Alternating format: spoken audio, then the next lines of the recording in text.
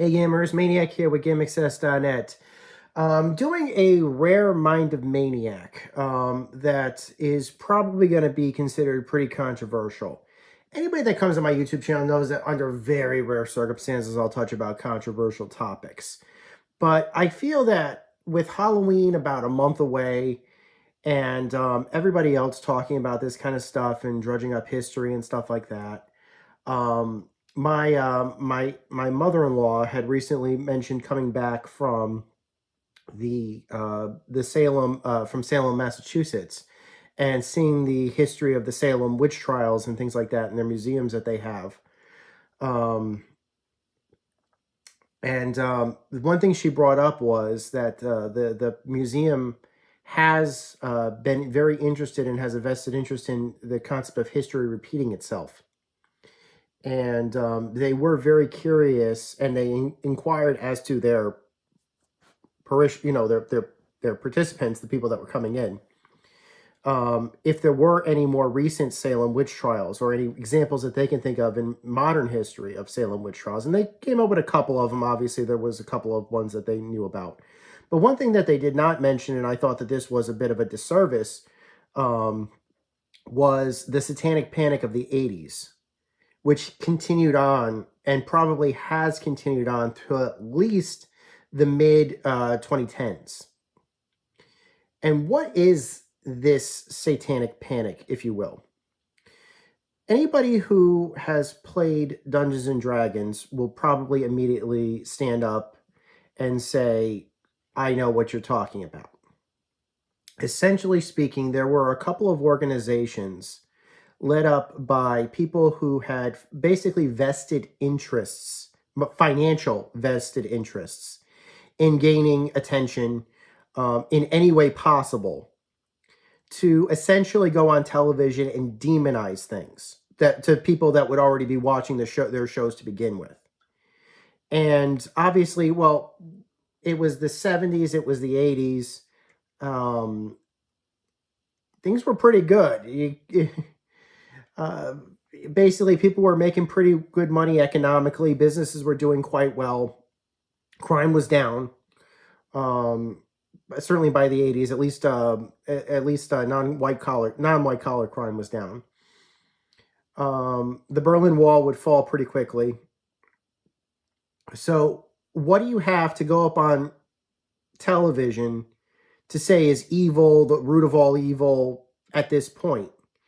In order for you to gain enough attention so that you can start making, donations and money and stuff like that. And so there were a bunch of idiots who went on TV who said that there is this game that young people are playing. And let's be honest, they didn't like young people to begin with. Who said, oh, do you know that these young people are all playing a game called Dungeons and Dragons? Have you heard about this game? It's awful. It's satanic. You basically, they're casting spells and they're summoning the devil. And okay, let me explain something to you for the two people that are watching this video that don't know what Dungeons and Dragons is. Dungeons and Dragons is a set of rules. It's basically a rule book that was published and created by, I believe, Gary Gygax and Dave Armisen back in the 70s. It has since been republished, reproduced, and later revisions of the book and the rules have been republished on a regular basis over the last couple of decades. Most recently, I believe they're currently in their 5th edition of rules. They are talking about bringing in addendums, as well as probably there's going to be a 6th edition on the horizon as of the time of this taping. Characters have a rate, basically what it is basically some rules that you can do to create characters and rules for situations that other books could basically include. It is literally something as simple as choose your own adventure. Because these books were published at times when electronic ways of doing computations and stuff were not totally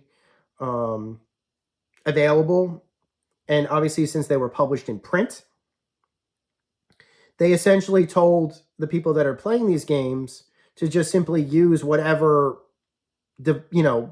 things they had to determine odds. If you need, or at least determine player position, character position, enemy position, that sort of thing. Grid paper could be used to determine where you were in a world, and a person could draw the boundaries of that on that grid paper. Simple tokens or little pieces could basically be used of any type. More creative people used, creative pieces that were more accurate to what they were doing, but literally anything could be used as long as everybody agreed on what that was at the game at the time, and they could be moved and things like that. And obviously you had random chance that had to be put into place. Obviously you would have modifiers depending upon how good you were as a character, or how accurate your weapons were, or how damaging your weapons were, or your spells were, or things like that. So because there was a random generation in that, they used simple dice of different shapes. And you're probably saying, wow, if you had a computer and a central processor with a little bit of RAM and even the slightest bit of coding experience, you probably could recreate a game like that on a computer and basically sell it for millions of dollars. Congratulations, you are Lord British. Congratulations. Yes, that did actually happen, and it does continue to happen till this very much day. Baldur's Gate 3 being the most recent example, and yes, that's where we tie into video games, which is the source of this channel. But that having been said, that was its origins. Now, what the hell is wrong with that? I can't find a single thing. I literally just described something, and with the addition of maybe, it's basically chess with extra steps. Or checkers, if you will. I move my piece. I had to roll a dice in order to determine if what I decide to do is successful or how successful. But my God, has anybody ever said chess was a bad thing? It's not that far off, honestly. But like I said, there were a bunch of people that decided that for some reason this was because young people, maybe it was because young people were playing it, maybe because they truly were that ignorant or that stupid, or maybe it was just that they were just that greedy and looking for people to just give them money. But they decided amongst themselves, I guess, or just they all decided individually, I guess, that this was the most horrible thing that had ever been created, and that people should not be playing it because they said so. And that you should give them money. As to how you get to all of that, I have honestly no idea, but that was basically their pitch. And that pitch continued. Now, these people already had built-in audiences of people that had already been donating to them for other reasons. I won't go into what those reasons are because they're not important.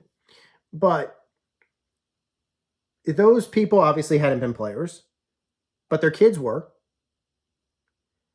And I could probably imagine that there were probably tons and tons and tons of upset children, at least a generation of them, that were unfortunate enough to have parents that believed this nonsense that these idiots were telling them on the television. And that is the satanic panic that I think of. And the unfortunate reality is that a lot of their reasons as to why these things were so horrible were all based on disinformation and disproven facts. Even at the time, basically anytime somebody said, oh, this person, literally they would go on television and say, this person played this game so much and then the devil appeared to them and they pledged their soul to the devil and then they became satanic powered, and then they did this horrible thing, and then all the dog. None of that is true. None of that is true.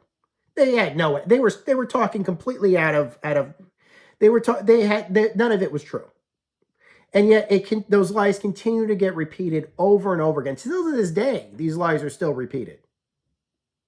I haven't seen any cases under which any of this was substantiated.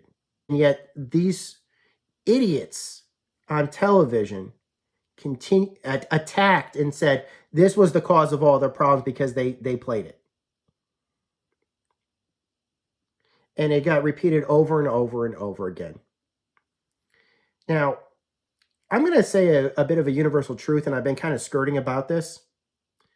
I know that there were a lot of people who had vested financial interests in spreading this nonsense because, again, they were getting donations directly, either through the television systems that they were doing, or through direct contributions. Maybe they believed, and they probably do, that this would gain them more. This would gain them a larger audience. Or that saying that Dungeons and Dragons, and by the way, it just, over the years, it was the same argument. Before Dungeons and Dragons, it was rock and roll. Before rock and roll, it was comic books. After Dungeons and Dragons, it was video games. After video games, it was Harry Potter. And then it became Pokemon Go all over again. The same story over and over again. And like I said, maybe these idiots who had a vested financial interest in spreading this nonsense believed that by saying that Dungeons and Dragons is evil and you should give me money to stop people from, to continue saying Dungeons and Dragons is evil, would gain them more of an audience. The truth is it isn't. You got the audience you already got. For anybody that's played Dungeons and Dragons, one of two things is going to happen. One, they've played it, so they know that what you're saying is not real, and they're not going to look at it from your perspective because they know better. They're smarter than you.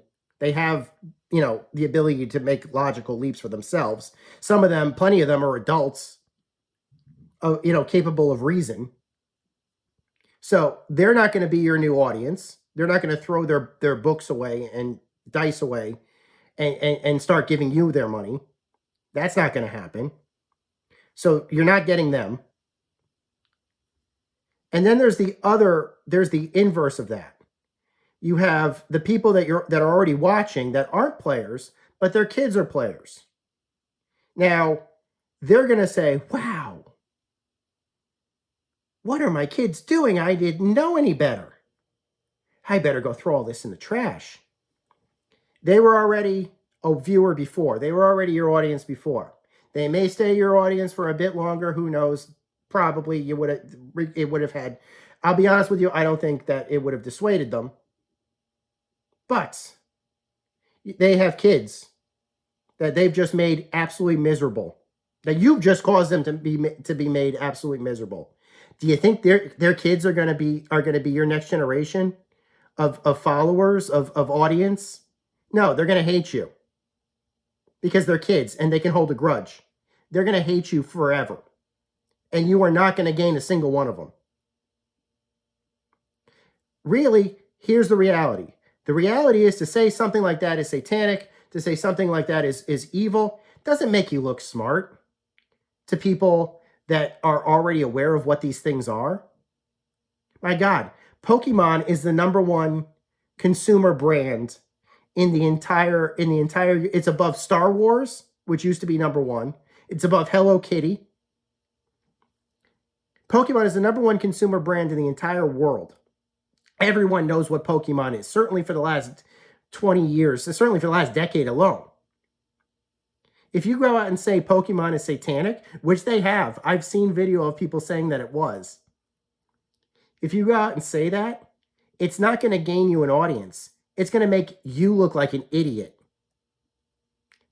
And they're going to lose respect for you. Your audience is going to lose respect for you. That's reality. And that's what this will perpetuate.